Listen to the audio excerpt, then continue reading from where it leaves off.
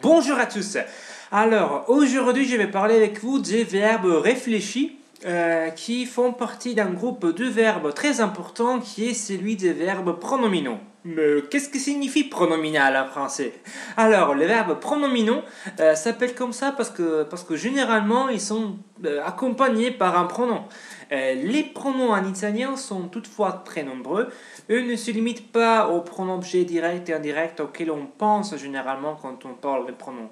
En plus, beaucoup de ces pronoms sont difficiles à comprendre pour des débutants, surtout parce qu'ils ils font partie généralement, très souvent, disons, de certaines expressions idiomatiques qui sont vraiment très difficiles à saisir pour quelqu'un qui ne parle pas l'italien couramment.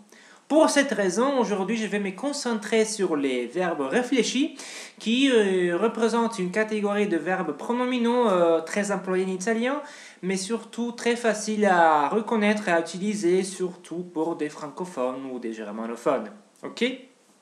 Les verbes réfléchis sont ceux qui en français sont caractérisés par la présence du pronom se à l'infinitif, comme par exemple se laver, se coucher, s'habiller, etc. Et par toute une autre série de pronoms dans les formes conjuguées. Je me lave, tu te laves, il se lave, etc. Il s'appelle réfléchi parce que l'action se réfléchit sur le complément que représente le sujet de la phrase. Quand je dis je me lave, je veux dire que je lave moi-même. L'action se réfléchit sur moi, affecte moi et pas quelqu'un d'autre. Mais faites attention, parce que pas tous les verbes qui présentent ce à l'infinitif peuvent être considérés réfléchis. Si je dis par exemple je me dépêche, le fait de me dépêcher n'est pas une action qui se réfléchit sur moi. Ok? Je dis ça seulement parce que je sais que parmi vous il y a des enseignants et peut-être, oui, vous allez me dire mais non, ça ce n'est pas un verbe réfléchi en français. Pourquoi tu as dit ça? Bon, vous devez savoir que dans cette vidéo, je ne vais pas faire la distinction entre les deux catégories, entre les vrais réfléchis et les faux réfléchis, parce que moi, je vais me concentrer sur les faits concrets, et donc je vais me concentrer, oui, disons, sur les pronoms réfléchis, et, indépendamment du sens du verbe en général, ok? Donc moi, je vais parler de tous les verbes qui présentent ce à l'infinitif et je vais les appeler tous verbes réfléchis sans faire de distinction. Ok? Oui, soyez indulgents avec moi. Ok? Bon, alors si vous avez envie de me suivre, buona visione.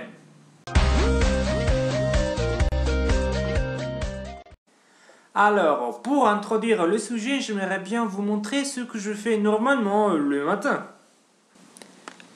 Mi sveglio alle 7:30 e mi alzo in tutta tranquillità. Faccio colazione con una bella tazza di latte, mi lavo la faccia e mi spazzolo i denti. Mi vesto con calma ed esco per andare all'università. Mon frère jumeau, mio fratello gemello, n'est pas si diligent toutefois. Mio fratello si sveglia alle 7:45 e si alza velocemente. Si lava i denti e si spazzola i capelli. Mangia solo una fetta di pane. Si veste di corsa ed esce per andare al lavoro.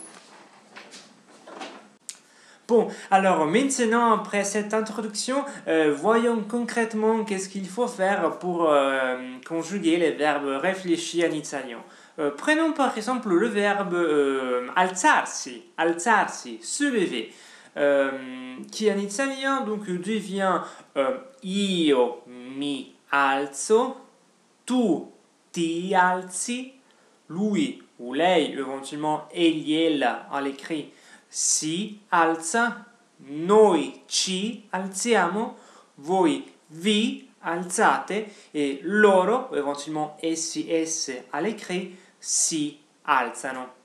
Mi alzo, ti alzi, si alza, ci alziamo, vi alzate, si alzano. Ok? Je pense que oui, les pronoms réfléchis sont simples à reconnaître. Ok? Mi, ti, si, ci, vi, si. Ils sont il y a des similarités avec le français, je pense, ok? Ce n'est pas si compliqué, je pense.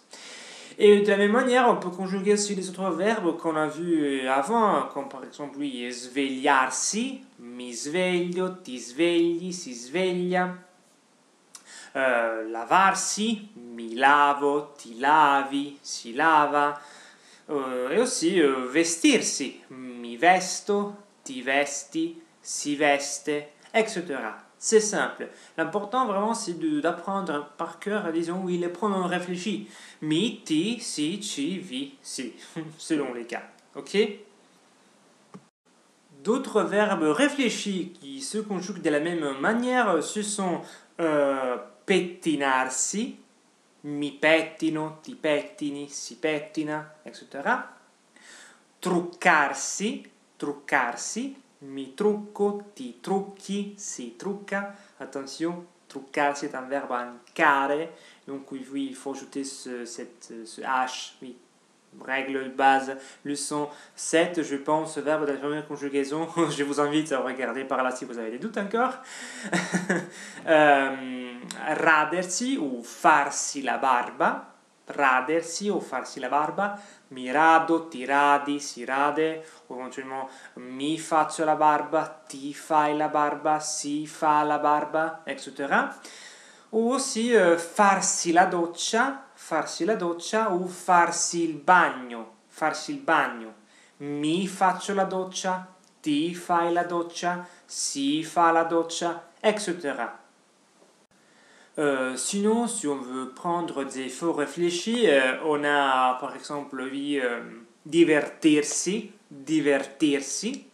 s'amuser. Mi diverto quando vado al cinema. Mi diverto quando vado al cinema. Sbrigarsi o darsi una mossa. Sbrigarsi, darsi una mossa, se dépêcher. Ti dai una mossa? È tardi. Ti dai una mossa? È tardi. Sinon aussi scusarsi, s'excuser. Mi scuso per il ritardo. Mi scuso per il ritardo. Chiamarsi, ça vous le connaissez très bien, s'appeler. La nuova studentessa si chiama Federica. La nuova studentessa si chiama Federica. Moi je m'appelle Alberto, ma io mi chiamo Alberto, ça vous le savez très bien. Preoccuparsi, se preoccuper. I genitori si preoccupano sempre dei loro figli. I genitori si preoccupano sempre dei loro figli. Occuparsi, s'occuper di qualcosa. Il progetto si occupa dello sviluppo economico nei paesi poveri. Il progetto si occupa dello sviluppo economico nei paesi poveri. C'est une phrase un peu difficile peut-être, mais bon. Prepararsi, se préparer. Ci prepariamo per la festa. Ricordarsi. Ça, c'est intéressant parce qu'il sert à traduire aussi bien se rappeler que se souvenir de quelque chose. Donc on a seulement un verbe en italien pour les deux verbes qu'il y a en français. Donc on peut dire en italien par exemple vi ricordate di quella signora che abita vicino al parco? Vi ricordate di quella signora che abita vicino al parco? Rilassarsi. Mio fratello la sera si rilassa solo se legge un libro. Mio fratello la sera si rilassa solo se legge un libro. Trovarsi, ça vous le connaissez très bien grâce à la rubrique Découvrez l'Italie. La città si trova vicino al mare. Sentirsi. Oggi non mi sento troppo bene.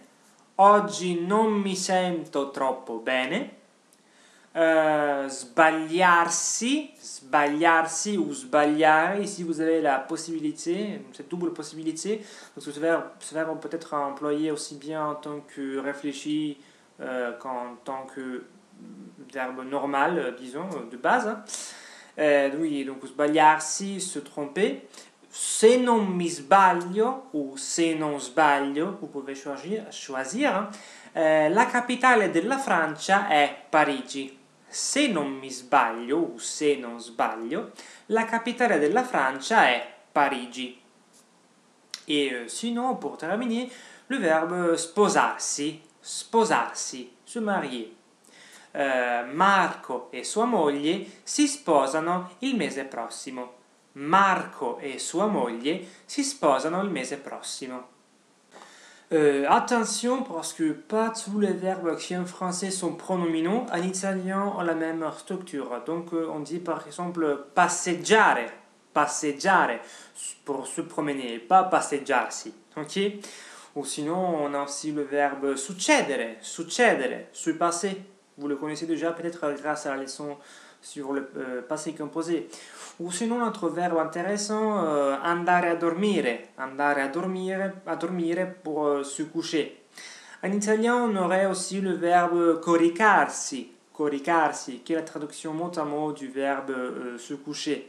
Mais on n'emploie presque jamais en italien. On dit toujours andare a dormire, qui n'est pas un verbe réfléchi, toutefois. Ok? Et si on fait la même chose au contraire, il y a des verbes en italien qui sont réfléchis, alors qu'en français, ils sont des verbes comme les autres, avec mi, ok? Comme par exemple, innamorarsi et ammalarsi. Innamorarsi, ammalarsi. Qui en français signifie tomber amoureux, et tomber malade. Donc on dit par exemple, mi innamoro, ti innamori, si innamora, etc. Ou mi ammalo, ti ammali, si ammala, etc. En italien, ce sont des verbes réfléchis, en français, non. Avant de vous laisser, j'ai encore deux choses à vous dire. Alors, avec le passé composé, il faut employer toujours l'auxiliaire être, et donc il faut accorder le verbe, le participe passé, selon les cas. Donc je peux dire mi sono lavato, ça c'est normal, mi sono lavato, mais Lucia si è lavata. Lucia si è lavata, elle s'est lavée. On fait en français la même chose, donc ce n'est pas un problème, je pense, pour vous. Ou sinon, si ci siamo svegliati, nous nous sommes réveillés, ci siamo svegliati. Et le ragazze si sono truccate. Les ragazze si sono truccate. Oui, pour les féminins du pluriel, on a ce E typique du féminin du pluriel. Et donc il faut accorder, oui, disons le participe passé selon les cas. En plus, sachez que, bon, vous l'avez déjà vu peut-être, il faut mettre le pronom toujours devant l'auxiliaire, hein, quand il y a des formes composées. On dit mi sono lavato et pas sono lavato mi, mais ça c'est comme en français, donc ce n'est pas un problème. Et quand il y a la négation, parfois j'oublie toujours de vous dire qu'est-ce qu'il faut faire généralement avec la négation en italien, mais je pense que vous avez compris déjà. Oui, il faut mettre le non de la négation devant l'auxiliaire aussi, et devant le pronom. Donc je dis non mi sono lavato, non ti sei lavato, non si è lavato, etc. Mais c'est comme en français, c'est comme le ne de la négation en français qu'on met au début de la phrase, ok, après le sujet. Bon. Alors vraiment, je vous remercie pour aujourd'hui parce que ho messo molta carne al fuoco oggi, je dois la mettre, ho messo molta carne al fuoco, j'ai mis beaucoup de viande au feu aujourd'hui et je sais que donc ce ne sera pas si simple pour vous d'apprendre tout maintenant et bon. Si vous avez des questions, laissez-moi un commentaire comme toujours. Je vais quand même insérer des exercices dans ma page Facebook pour vous faire pratiquer les pronoms réfléchis en autonomie, disons. Et bon, on se verra donc la prochaine fois, la prochaine semaine, avec la leçon de conversation que je vous avais promise. Ok? Bon. Alors, ci vediamo la settimana prossima. Ciao!